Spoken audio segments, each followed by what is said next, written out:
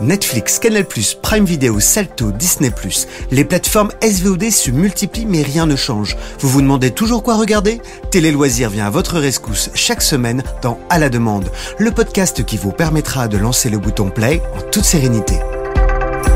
Bonjour à tous et merci d'écouter À la demande, le podcast de la rédaction de Télé Loisirs consacré à toutes les plateformes SVOD. Je suis Laurence Gallois et je vous propose cette semaine un épisode spécial Noël. Oui, je vous entends déjà me dire qu'il est beaucoup trop tôt pour penser aux fêtes de fin d'année, mais c'est une réalité, les téléfilms de Noël ont déjà commencé à la télévision depuis un petit moment. Plein de nouveautés arrivent sur les plateformes dans ce registre. Alors pour vous aider à faire votre liste au Père Noël, mes deux invités du jour, Clara Cristalli et Lucas Sanchez-Fusé, vous ont préparé une sélection à laquelle vous ne pourrez pas résister. Bonjour à tous les deux. Bonjour. Bonjour. En fin d'émission, l'actrice anglaise Phoebe Dynevor vous dévoilera sa série coup de cœur dans la carte blanche de la semaine. C'est l'une des nouveautés de cette fin d'année. Netflix vient de lancer Christmas Flow, cette toute première série française de Noël.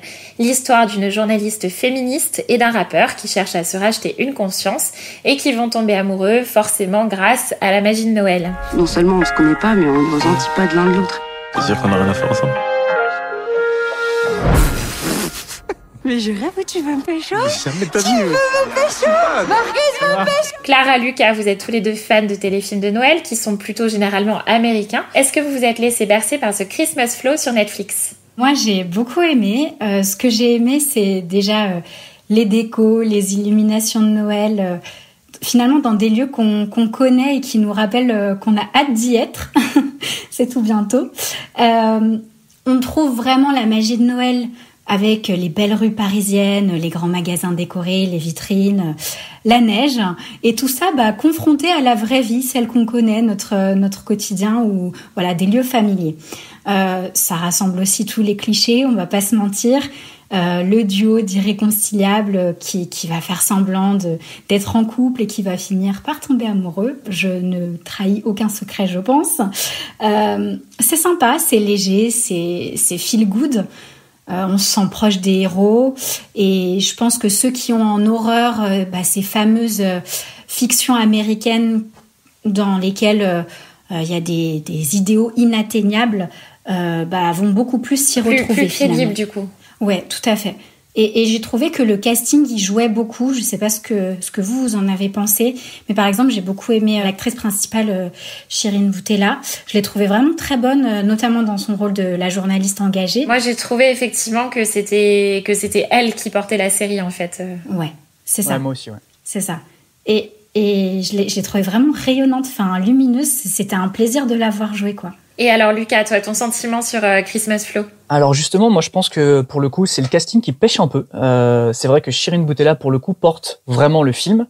Malheureusement, j'ai trouvé qu'il y avait quelques longueurs dans le scénario et aussi quelques longueurs en fait dans l'acting, notamment du côté de Taïk. J'ai malheureusement eu l'impression de regarder de temps en temps un film de fin de licence, plus qu'une mini-série. J'ai trouvé que, par exemple, cette mini-série qui comporte 3 épisodes aurait très bien pu tenir en 1h30 dans un seul film.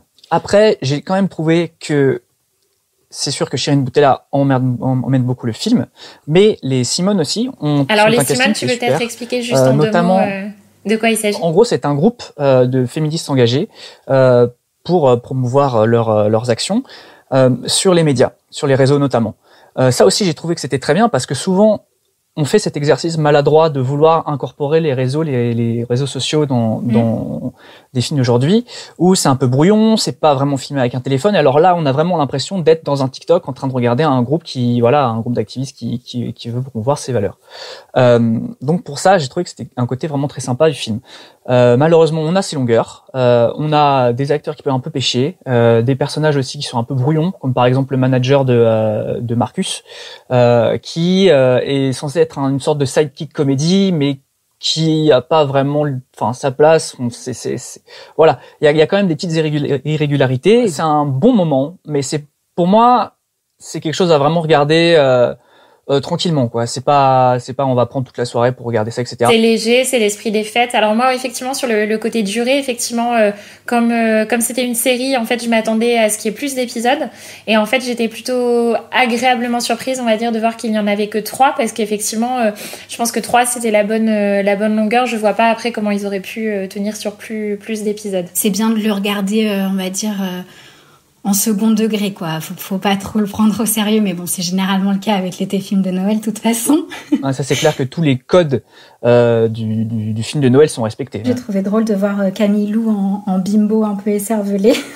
Je l'ai trouvée très convaincante et autant, vraiment, elle est capable de jouer beaucoup de rôles très différents, quoi. Oui, c'est vrai que c'est un rôle un peu à contre-emploi et c'est bien de l'avoir aussi là-dedans, j'ai trouvé. Tu as raison, Clara. Ouais.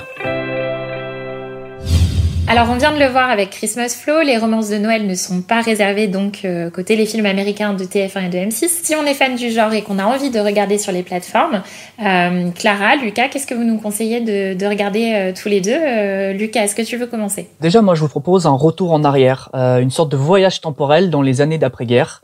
C'est un film que moi, j'ai beaucoup aimé pendant mes études de cinéma, qui date de 1947 et qu'on retrouve sur Disney+, qui s'appelle Miracle sur la 34e avenue. Donc c'est un classique à connaître, c'est un peu l'un des premiers gros succès de Noël avec des acteurs de haut vol dont Natalie Wood, et c'est un film qui a quand même été primé par 3 Oscars. Donc c'est une histoire en plus qui est encore aujourd'hui d'actualité, qui parle justement de perdre un peu ce sentiment de Noël, d'avoir par exemple des grandes boîtes qui construisent plus de jouets, qui dévalorisent un peu les petits commerçants. Aujourd'hui on retrouve un peu ça avec les grands noms comme Amazon, etc. Ce film-là en fait déjà ça se passe dans un univers qui nous est très lointain, et déjà ça fait voyager en termes de décor, en termes de costumes, et aussi en termes de cinématographie. On n'est plus du tout habitué à ce format 4/3 et au noir et blanc, et de temps en temps ça fait un peu de bien de voir un vieux film comme ça. C'est un peu comme aller voir ses grands-parents au final. Et c'est un peu ça l'esprit de Noël, c'est de retrouver des choses qu'on n'a pas tout le temps en fait. Un côté réconfortant. Exactement, c'est un côté très réconfortant. Je vous laisse découvrir ça, c'est quand même une petite perle. Donc moi je vous conseille sur Amazon Prime l'harmonie de Noël. Alors on est avec un personnage qui s'appelle Harmonie, ça ne s'invente pas. On est à Los Angeles et Harmonie c'est la parolière d'un chanteur très populaire qui est aussi son petit ami, mais son petit ami vraiment insupportable, qui d'ailleurs va très vite la lâcher par jalousie de son talent, puisqu'elle aussi est une chanteuse talentueuse qui a une très très belle voix, vous le verrez. Donc cette rupture, ça va ramener Harmonie dans son petit village de Miracle, ça aussi ça s'invente pas. Son père ne l'a pas vue depuis des années et vraiment il espérait la retrouver pour les fêtes de Noël, donc là c'est l'occasion. Et on va très vite apprendre que Harmonie a hérité son amour de la musique, son goût de la musique de sa maman. Elle se retrouve donc dans son village d'enfance, qui est un village enneigé, plein de chalets qui sont parfaitement décorés, etc., etc. Et vraiment, l'harmonie, on y est. C'est ça, exactement. L'harmonie de Noël, ça contient tous les ressorts du téléfilm de Noël, dans lequel c'est l'authenticité qui triomphe et dans lequel tout est bien qui finit bien. Donc moi, ça me plaît. Moi, j'en ai un peu plus typique qui s'appelle Noël avec le père, qui est sorti cette année sur Netflix, qui est en fait une sorte de huis clos où 4 sœurs, dont le père est parti un jour de Noël il y a plus d'une vingtaine d'années, revient pour essayer de réunifier sa famille. C'est de l'humour à l'anglaise et un petit peu mélangé avec des éléments à la Desperate Housewives. On retrouve plutôt des grandes personnalités fortes, par exemple une sœur qui va être très classique, dans les clous, qui va vouloir faire un Noël parfait, qui au final va complètement être chamboulée par l'arrivée de ce père. On a la sœur plus rebelle, on a la sœur un peu plus typée bimbo, et qui doivent faire face au retour de leur père. Donc c'est assez sympathique, et en casting on retrouve quand même des grands noms, dont John Cleese, que je m'attendais pas du tout à voir dans un téléfilm de Noël, qui est un ancien Monty Python, voilà. Et c'est un moment assez sympa et franchement très drôle que j'ai apprécié là il y a quelques jours et qui franchement vaut le coup. Donc nouvelle fiction sur Netflix. Exactement. Alors dans les nouvelles fictions, Clara, il y a un film qui fait beaucoup parler, qui vient tout juste de sortir. C'est Love Hard avec Nina Dobrev. Est-ce que tu veux nous en dire un mot? Pour moi, c'est un peu le mythe de Platon revisité à l'ère de Tinder, ce que je trouve toujours rigolo. Donc en fait, c'est l'histoire de Nathalie qui est effectivement jouée par Nina Dobrev, qui est une éditorialiste, on va dire, qui trouve pas l'amour et qui a fait de son malheur amoureux son fonds de commerce. En fait, elle va décider, parce qu'elle ne trouve pas chaussure à son pied, d'élargir ses recherches, ses critères, et elle va tomber sur l'homme parfait, avec qui elle va entamer une relation à distance, vraiment une belle relation virtuelle dans laquelle les deux s'entendent parfaitement. Et forcément, là, Nathalie, elle va se dire que c'est le moment ou jamais, il faut qu'elle aille tenter sa chance, et elle rejoint donc ce mystérieux amoureux à 5000 km de chez elle, là où il habite, dans son petit village. Le début des problèmes. Ça va pas se passer comme prévu. Je vous en dis pas plus, mais voilà, il y a tout un tas de malentendus, etc. Non, écoute, je vais t'expliquer. Là, j'arrive pas à comprendre. On s'est parlé. J'étais même sûre. La photo, il y avait mon nom sur la feuille. Je suis super doué sur Photoshop. Encore une fois, c'est léger, c'est sympa, faut pas le prendre au premier degré, on est bien d'accord, mais ça permet de passer un bon moment. Il y a des belles images auxquelles on est habitué avec Netflix, et pour moi, c'est une jolie fiction de Noël. Alors moi, je vais vous parler un peu de mon film préféré de Noël, qui est Love Actually, qui est comme pour moi un chocolat chaud parfaitement dosé avec la bonne dose de graines et des marshmallows. Et si vous ne l'avez pas vu, c'est un énorme classique de Noël. J'ai envie de dire que c'est le plus gros blockbuster de Noël, avec un casting complètement monstrueux, avec Hugh Grant, Liam Neeson, Colin Firth, Emma Thompson, Keira Knightley ou encore Bill Nighy et Martin Freeman. Et donc c'est vraiment une fiction qu'il faut regarder, qui est extrêmement drôle, et c'est un très très bon moment. C'est disponible sur Prime Video.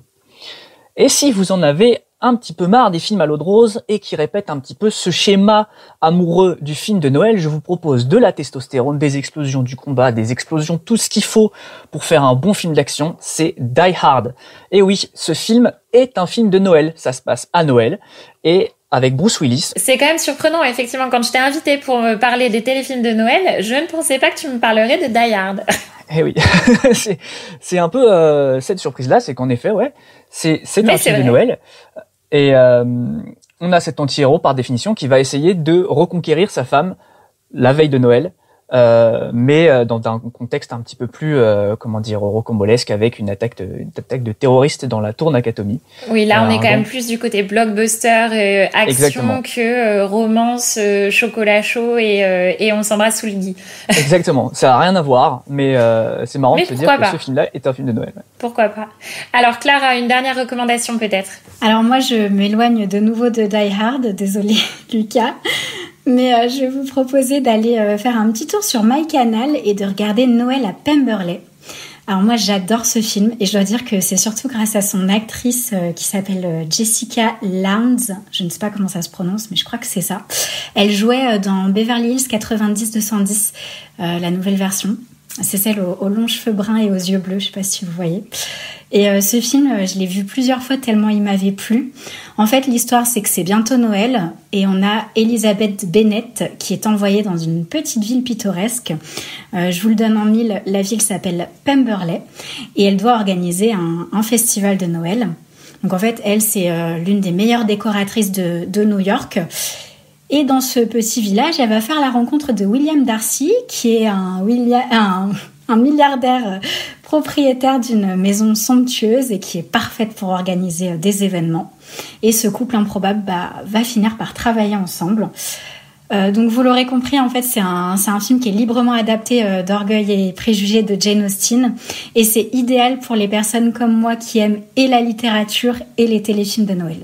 Ça devrait plaire aux nombreux fans de Jane Austen qui nous écoutent. Je sais que Jane Austen, c'est souvent adapté, revisité. Alors par un téléfilm de Noël, pourquoi pas. Et peut-être en version Die Hard une prochaine fois. Ouais, ça sera pour Lucas. Allez, il n'y a pas de raison, c'est bientôt Noël, je me sens d'humeur festive. Alors moi aussi, j'ai décidé de vous livrer mon petit coup de cœur en la matière. Ce sera la série Home for Christmas à voir sur Netflix. Je ne sais pas si vous l'avez vu, Clara et Lucas. C'est une série norvégienne dont l'héroïne, une trentenaire, Johanne, est déterminée à trouver l'amour à Noël pour éviter de venir seule, comme chaque année, au dîner de famille. Alors, c'est drôle, c'est sincère, c'est émouvant. Cette Johanne et ses déboires, ils sont hyper attachants. Et c'est une série série qui est assez courte puisque c'est 2 saisons avec des épisodes d'une demi-heure, donc ça se regarde vraiment très facilement. Et c'est vraiment une série très attachante pour Noël. Un petit cran au-dessus pour moi que la série de Netflix aussi Dash et Lily, qui était sortie l'année dernière et dont on pensait qu'il y aurait une saison 2 et finalement qui n'a pas vu le jour. Voilà en tout cas, je pense une sélection très éclectique à dévorer dès à présent et pour patienter jusqu'aux vacances de Noël avec un plaid, un chocolat chaud. Bon, allez, on fait pas du tout dans le cliché ici, hein. Merci beaucoup à tous les deux, Clara et Lucas, d'avoir partagé votre passion et de l'avoir assumée avec nous. Elle ne tourne pas dans un téléfilm de Noël, mais juste dans la série qui a fait sensation le 25 décembre 2020 sur Netflix et qui sera de retour pour une saison 2 l'année prochaine, la chronique des Bridgerton. L'actrice Phoebe Dynevor est notre invitée cette semaine. Elle était de passage à Cannes pour recevoir un prix lors du festival Cannes Série, l'occasion pour nous de lui demander ses coups de cœur sur les plateformes. At the moment, I'm watching The Morning Show. J'adore The Morning Show. Je trouve fascinant de voir tout l'aspect politique qu'il y a derrière le fait de présenter une émission et en particulier de voir ça d'un point de vue des personnages féminins parce que c'est vraiment un univers d'hommes dans lequel elles évoluent. Reese Witherspoon et Jennifer Aniston montrent vraiment bien la pression que l'on peut ressentir être une femme dans un univers qui est dominé par les hommes. Et puis, je suis une grande fan de ces 2 actrices, donc oui, je suis vraiment fan de The Morning Show. Voilà, c'est déjà la fin de ce podcast, idéal pour préparer avec un peu d'avance les fêtes de fin d'année. Merci de nous avoir écoutés. N'hésitez pas à nous soutenir en likant et commentant l'épisode sur les réseaux sociaux et de nous faire part, vous aussi, de vos recommandations sur les téléfilms de Noël. Merci Clara et Lucas d'être venus nous rendre visite. Merci à toi de nous avoir écoutés. Merci à toi. Rendez-vous la semaine prochaine pour un nouvel épisode d'À la demande. Bonne semaine à tous. Vous pouvez retrouver ce podcast sur Deezer, Spotify, Apple Podcasts et toutes les plateformes de podcast.